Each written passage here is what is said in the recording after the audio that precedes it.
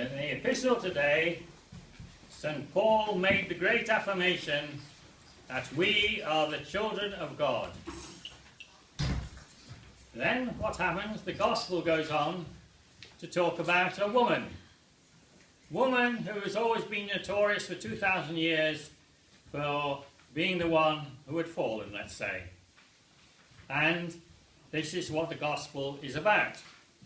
And leading on from that, we have today is the 5th Sunday in Lent, the Sunday of St. Mary of Egypt, who again was one of the most subject to one of the most famous stories in the times of the early church, because she too, like Mary Magdalene, was reputed for her behaviour and is called one of the greatest sinners.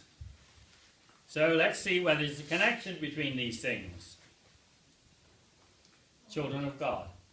Are you a child of God? I hope you can say yes. You're allowed to say yes. Answer me. Yes. Yes. I am a child of God. Good. Getting somewhere. Now what does this mean? How are we children of God? Children, well, we are children of God, first of all, because we believe in God and for what He has done for us. In other words, we are children by faith. And we are also children by virtue of the fact of having been made a member of Christ through baptism.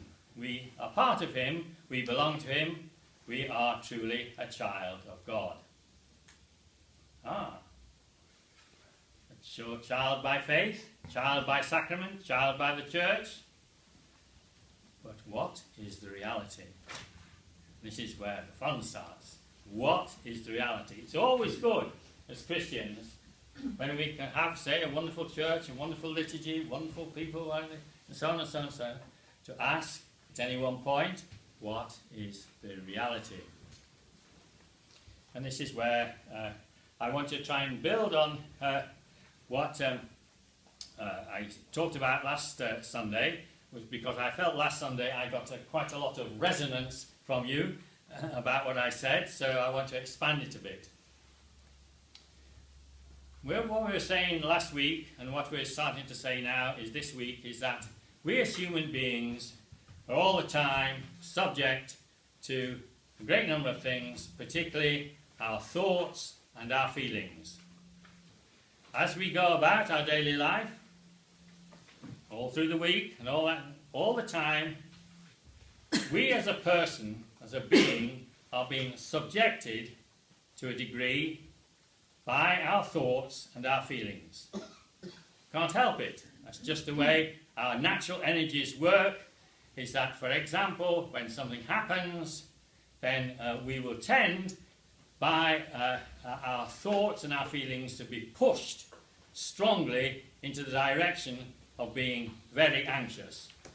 Common experience. Or we may be pushed very strongly towards fear.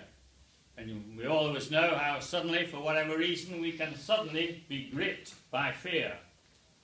And this is how the natural energies and the passions of human beings. Come on in, hello, nice to see you. Good. Oh, we've got Viking Day today.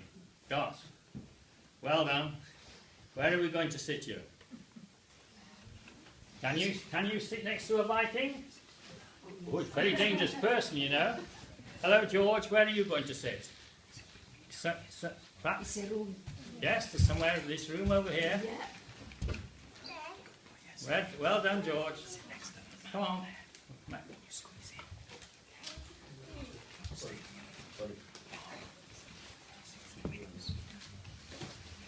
Right, okay. Well, we were just saying, it is a common daily experience that as things happen to us in life, then we can get pushed very quickly by the impact of our anxieties, or our fears, or our irritability, or our anger, or our misery, or our depression, or desire for things, whatever it may be. We experience the impact of these things onto us. And if we don't do anything about it, then all these things, these energies, these emotions and thought will push us and take control over us. And will take us to a place which is usually not very pleasant, usually exhausted in coping with them. Now, the reality, I'm going to suggest to you, of being a child of God, who understands that when these things afflict us, as they do inflict all of us and they inflict all mankind, that it is possible to recover a measure of saying no. See, the trouble is with these impact of all these thoughts and feelings is they grab us and take us where they want us to go rather than where we want them to go.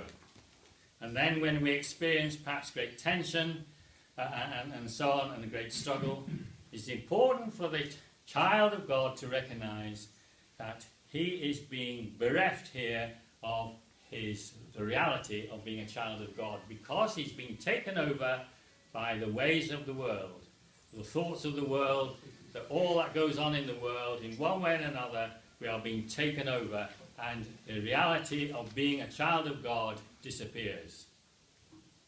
Now, it's not at all pleasant to be taken over by the power of one's emotions or one's thoughts. Agreed? Agreed. I'm touching reality here. It is not a pleasant experience. And this shows us the nature of what is happening to us, that what I would call the spiritual conflict is a conflict between me, being a member of Christ, a child of God, and what is happening to me in any particular hour or incident in the course of the day, in the course of the week, even by night.